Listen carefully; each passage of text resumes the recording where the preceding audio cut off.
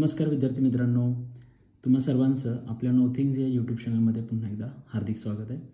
आजचा आपला विषय त्रिकोणमिती आहे, ट्रिग्नोमेट्री. याच्यावरती एक व्हिडिओ आधीच आपण केलेला आहे, ज्याच्यामध्ये आपण या त्रिकोणमितीबद्दल पूर्णपणे सगळं बेसिक कन्सेप्ट आपण क्लिअर करून घेतल्या की कसे गुणोत्तर तयार होतात, गुणोत्तरांमध्ये आंतर संबंध कसा आहे, इंटर रिलेशन गुणोत्तरांमध्ये कसं आहे. त्यानंतर एक आपण अँगल चार्ट बघितला होता की किंवा तो अँगल चार्ट बनवायचा कसा हे देखील आपण त्यामध्ये समजून घेतलं होतं. आजचा आपला व्हिडिओ त्याच्या पुढचा आहे, पुढचा पार्ट. याच्यामध्ये आपण त्रिकोणमितीवर आधारित बेसिक इन्फॉर्मेशनवरती कोणत्या प्रकारचे प्रश्न येऊ शकतात, जे की 9वी आणि 10वी तसेच इथून पुढे मॅथ्समध्ये तुम्हाला ते उपयोगी पडतील. तेव्हा विनाविलंब आपण या व्हिडिओला सुरुवात करूयात. सुरुवातीला आपण समजून घेऊ की या त्रिकोणमिती या पाठावरती आपल्याला कुठल्या टाईपचे क्वेश्चन येतात. तर टाईप 2 आहेत बघा. एक पहिला जो आहे तो तुमचा आहे की फॉर्म्युला बेस्ड क्वेश्चन, ओके. आणि जो दुसरा आहे तो आहे chart based question, angle chart based. ठीक आहे. आता हे जे फॉर्म्युला बेस्ड असतात म्हणजे सूत्रावरती आधारित, आपण सूत्र बघितले होते 3. याच्यामध्ये एक पुन्हा एकदा त्याची उजळणी करूयात. पहिलं जे सूत्र आपण बघितलं होतं ते साइन वर्ग थीटा अधिक कॉस वर्ग थीटा बरोबर 1. याच्यावरून आपण 2 सूत्र आणखीन बनवली होती. तसंच दुसरं होतं 1 अधिक टॅन वर्ग थीटा बरोबर सेक वर्ग थीटा. तसंच आणखीन एक तिसरं होतं 1 अधिक कॉट वर्ग थीटा बरोबर कोसेक वर्ग थीटा. या 3 सूत्रांच्या आधारे आपण गणित आज सोडवणार आहोत. तेव्हा बघा, एक उदाहरण आपण घेऊन चालूयात की समजा असं दिलं आहे की जर आपल्याकडे साइन थीटा बरोबर 4/5 म्हणजे if we have sine theta is equal to 4/5 then find किंवा तर आपल्याला असं येतं की टॅन थीटा, कॉस थीटा किंवा कोसेक थीटा यांच्या व्हॅल्यूज फाइंड आउट करायच्या. Then find the values of tan theta, cos theta and cosec theta. So या दिलेल्या इन्फॉर्मेशनवरून आपल्याला या व्हॅल्यू कशा काढायच्या, तर त्यासाठी या 3 सूत्रांचा वापर आपल्याला करावा लागेल. किंवा आपल्याला जे काय रिलेशन माहिती आहे, inter relation between the 2 ratios, साईनचं कॉस बरोबर कोसेक बरोबर काय रिलेशन असतं त्यानुसार, तर यावरून आपण थेट इथं दिलेला कोसेक आपण काढू शकतो. की तुम्हाला माहीत असेल की वी हॅव, आपल्याला असं माहिती आहे की साइन थीटा जो असतो तो 1/, कोसेक थीटा असतो. याचाच अर्थ काय, तर जो कोसेक थीटा असतो तो 1/, साइन थीटा असतो. बरोबर. मग आपल्याला आता कोसेक थीटाची व्हॅल्यू काढायची आहे. साइन थीटाची व्हॅल्यू आपल्याकडे आहे जी की 4/5. सो 1/4/5 हा काय होणार आहे, हा होणार 5/4, विच मीन्स तुमचा जो कोसेक थीटा आहे त्याची व्हॅल्यू तुम्हाला मिळाली 4/5. ओके. त्यानंतर साइन दिला आहे आणि आपण कॉस काढू शकतो. कसं काढणार, साइनवरून कॉस, तर आपल्याकडे ही आयडेंटिटी आहे बघा. या आयडेंटिटीचा वापर करून आपण कॉस काढू शकतो. कसं, सो वी हॅव काय म्हणू शकतो, sine square theta plus cos square theta is equal to 1. आपल्याला कॉस हवा आहे, तर हा जो इकडचा प्लस साइन स्क्वेअर तिकडे जाऊन मायनस होईल. So cos square theta is equal to 1 minus sine square theta. मग काय व्हॅल्यू मिळेल आपल्याला बघा, 1 मायनस साइनची व्हॅल्यू स्क्वेअर करून टाकूयात. 4/5 ब्रॅकेट स्क्वेअर केला तर 1/16 डिवाइड बाय 25 हा आपल्याला मिळेल. हा इकडे cos square theta as it is. आता हे कसं आपण सॉल्व्ह करतो तुम्हाला माहिती आहे, 2 रेशोज असतात, तर याने याला मल्टिप्लाय करायचं असते. याच्या न्यूमरेटरनी याच्या डिनॉमिनेटरला मल्टिप्लाय करतो आपण, याच्या डिनॉमिनेटरनी याच्या न्यूमरेटरला मल्टिप्लाय करतो आणि हे दोघं डिनॉमिनेटर एकमेकांसोबत मल्टिप्लाय होतात. म्हणजे हे असं दिसेल, 25 × 1 = 25 मायनस 116 16 125 25. ओके. सो 25 मायनस 16 झाला 9, 9/25 इकडे कॉस स्क्वेअर थीटा. ओके. त्यानंतर हा जो कॉस स्क्वेअर थीटा आहे ह्याचा आपण स्क्वेअर रूट काढून इकडे ह्याचा स्क्वेअर इकडे रूट देऊ शकतो. म्हणजेच cos theta is equal to √9/25. So 9चं रूट झालं 3 अँड 25चं 5. So therefore cos theta is equal to what, 3/5. Okay.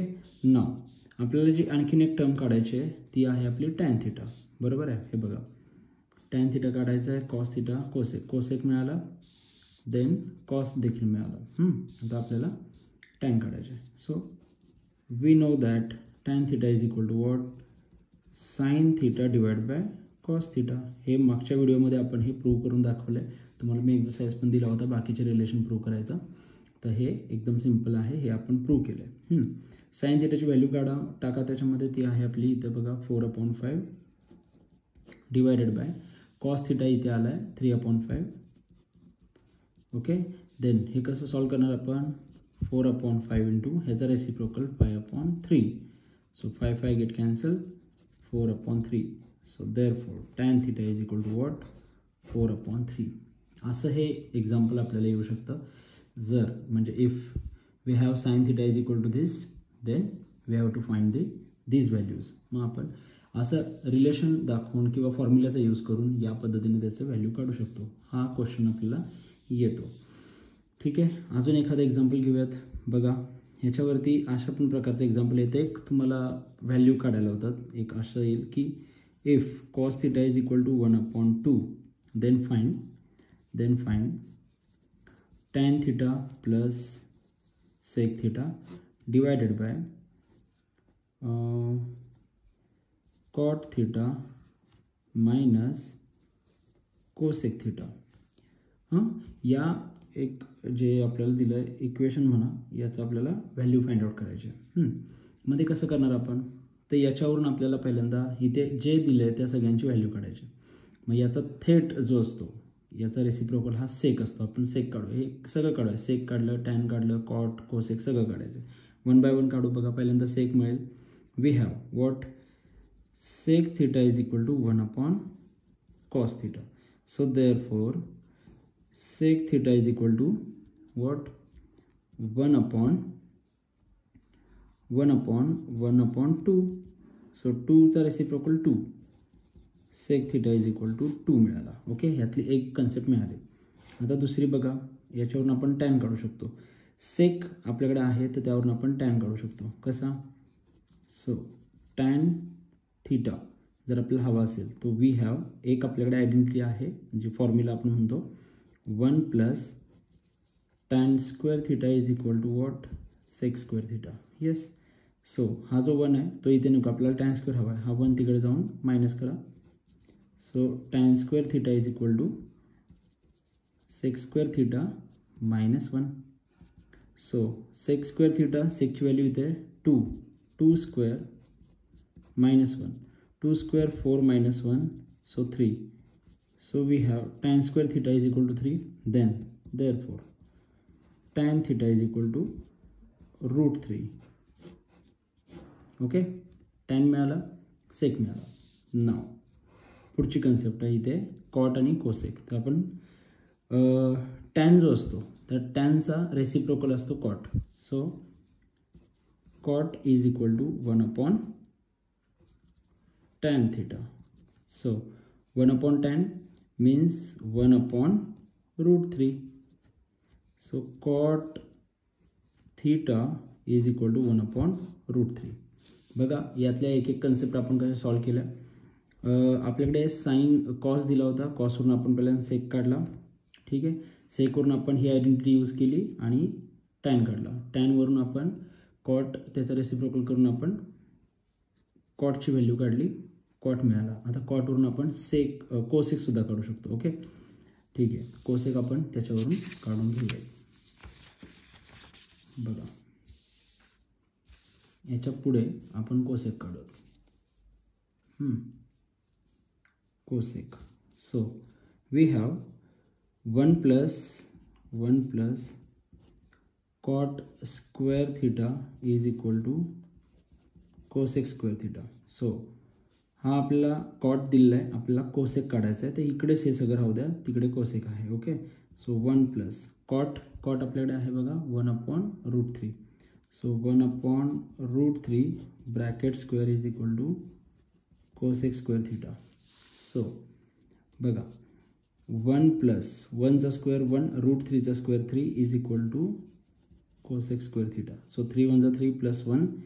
So 4/3 is equal to cosec square theta. ह्याचा स्क्वेअर निघेल, इकडे रूट होईल, तर त्याचं कसं होईल बघा, आपण सरळ करून घेऊयात. Therefore cosec theta is equal to under root 4/3. 4चा route निघेल 2, 3चा निघणार नाही आहे, ते हा असं राहील. तर हे झालं cosec theta. आपल्याला cosec थीटाची व्हॅल्यू मिळाली. आता तुम्ही हा क्वेश्चन बघा. क्वेश्चन असा आहे की कॉस थीटा दिला आहे आणि हे काढायचं आहे. तर ही आपण इथे व्हॅल्यू मांडूयात मग, आणि त्याच्यामध्ये आपण काढलेल्या सगळ्या व्हॅल्यू टाकून आपण ॲडिशन, सबट्रॅक्शन, डिव्हिजन वगैरे करून आपण ती व्हॅल्यू काढू शकतो. हे बघा, नाव tan theta plus sec theta divided by cot theta minus cosec theta is equal to tan theta इथे आहे म्हणजे तो √3 प्लस सेक आहे 2 divided by cot theta 1/√3 minus cosec 2/√3. Okay. So यांची डिनॉमिनेटरमध्ये आपण काय करू शकतो, ॲडिशन सबट्रॅक्शन होऊ शकते, बट यांचं काय होणार नाही आहे, ते हाय असं ठेवा. +2 डिवायडेड बाय, या दोघांमध्ये बघा कॉमन डिनॉमिनेटर असल्यामुळे या दोघांची सबट्रॅक्शन होईल, सो ती होईल -1/√3. ओके. याला आपण जर सरळ केलं तर या पद्धतीने होईल √3 + 2 अँड इंटू -√3 या पद्धतीने होईल. आणि जर हे आपण मल्टिप्लाय केलं याला, तर -√3 न √3ला मल्टिप्लाय केलं, सो तो होईल -3 अँड प्लस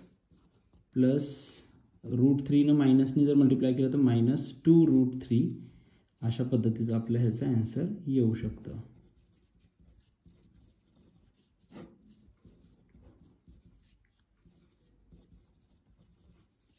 ओके, या पद्धतीने आपल्याला आन्सर मिळेल.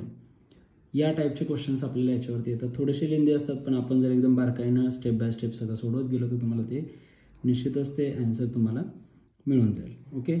याच्यानंतरचे जे क्वेश्चनचा टाईप आहे तो टाईप आहे चार्ट बेस्ड. आपण जे आधीच थोडंसं डिस्कस केलेलं आहे की चार्ट बेस्ड क्वेश्चन काय असतात.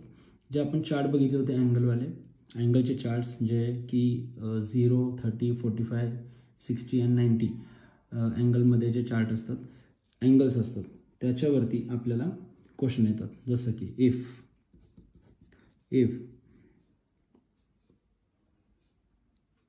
येस, या पद्धतीने क्वेश्चन आहे की जर theta is equal to 45 then find tan theta, cos theta, sin theta. Okay. असे काही क्वेश्चन येतील की जर असा थीटा असेल तर तुम्हाला ह्याची व्हॅल्यू फाइंड आउट करायची आहे. ओके. कशी करणार आपण, तर आपल्याकडे चार्ट आहे, आपल्याला माहिती आहे की tan 45 जो असतो तो किती असतो, तो असतो tan 45 जो असतो तो 1 असतो. या पद्धतीने निघेल. देन cos 45 जो असतो तो 1/√2 असतो. देन sin 45 जो असतो तो सुद्धा 1/√2 असतो. या पद्धतीने व्हॅल्यू आपल्याला मिळेल. तसंच अजून एक क्वेश्चन येतो की if theta is equal to 60 degree then find the value of sin theta plus cos theta divided by tan theta. Okay. हे पण आपण एकदम इझिली सोडू शकतो. आपल्याला जर व्हॅल्यू माहीत असेल sin 60, इथे आपण टाकूया sin 60 plus cos 60 divided by tan 60. Okay. So sin 60 जो असतो तो sin 60 आहे √3/2 प्लस cos 60 जो आहे तो 1/2 डिवायडेड बाय tan 60 जो आहे तो असतो आपला √3. ठीक आहे. वरती बघा 2 डिनॉमिनेटर सेम आहे, सो या दोघांची ॲडिशन होईल. So 1 plus √3 divided by 2 divided by √3 and then आपण याला जर सरळ केलं, याला कोण 1 आहे याचा डिनोमिनेटर 1 असल्यामुळे हा रेसिप्रोकल होताना कसा होईल 1 plus √3 divide by 2 into √3. Okay, या पद्धतीनं ही व्हॅल्यू होईल. अशा प्रकारचे क्वेश्चन तुम्हाला 9th 10th साठी सुद्धा येतात. ओके, त्यानंतर आणखीन एक पार्ट जो आहे क्वेश्चन्सचा तो येतो की वर्ड प्रॉब्लेम, पण त्याच्यामध्ये सुद्धा ते क्वेश्चनसुद्धा चार्ट बेस्ड असतात. तुम्हाला चार्ट कसा बनवायचा आहे, कशा पद्धतीनं तो लक्षात ठेवायचा आहे. आपल्याकडे जे अँगल्स आहेत ते अगदी 9th आणि 10th मध्ये पण एवढेच आहेत. ह्याच्या पुढे जाल तुम्ही 11th 12th तुम्हाला ह्याच्या पुढे पण अँगल मिळतात. पण बेस जर तुमचा पक्का झाला हा, तर पुढे तुम्हाला सगळे अँगल किंवा त्याचे रेशोज पण तुम्हाला स्वतःला काढता येतील आणि त्याचा फायदा होईल. त्यामुळे या व्हिडिओच्या माध्यमातून आपण ट्रिग्नोमेट्रीवरती जे काही क्वेश्चन्स येतात, कुठल्या टाईपचे क्वेश्चन असतात, काय नक्की त्याच्यावरती म्हणजे स्टुडंटकडून काय अपेक्षित असतं, हे सगळ्यावरती आपण डिस्कशन केलं. याच्या व्यतिरिक्त वर्ड प्रॉब्लेम असतात, मी बोललो आहे ते वर्ड प्रॉब्लेमसुद्धा चार्टवरतीच बेस्ड असतात. चार्ट बनवायला शिकलं पाहिजे तुम्ही, त्यासाठी आपला आधीचा व्हिडिओ तुम्ही नक्की पहा. ओके, त्यानंतर हा जर व्हिडिओ तुम्हाला आवडला असेल तर तुमच्या मित्रांपर्यंत सर्वांपर्यंत याला शेअर करा. सर्वांना याचं बेसिक कन्सेप्ट समजणं खूप गरजेचं आहे, कारण की आत्ताचं जे अल्गोरिदम जे तुम्ही सगळ्या प्रकारच्या तुमच्या टेक्नॉलॉजीमध्ये बघता त्या सगळ्याचा बेस हा ट्रिग्नोमेट्री असल्यामुळं किंवा हे डेरिव्हेटिव्ह इंटिग्रेशन समजण्यासाठी सुद्धा मदत करणार असं असल्यामुळं हा बेस सर्वांचा पक्का व्हावा हा या व्हिडिओच्या माध्यमातून आपला उद्देश आहे. त्यामुळे सर्वांपर्यंत व्हिडिओ शेअर करा. जर तुम्ही चॅनलवरती नवीन असाल तर आपल्या चॅनलला सबस्क्राईब करा आणि हा व्हिडिओ आवडला असेल तर त्याला लाईक करायला विसरू नका. कुठल्या प्रकारची अडचण असेल तरी तुम्ही मला या व्हिडिओच्या माध्यमातून कमेंटच्या माध्यमातून तुम्ही माझ्यापर्यंत तुमचे विचार मांडू शकता. तेव्हा आता पुढच्या व्हिडिओमध्ये आपण भेटूयात. धन्यवाद.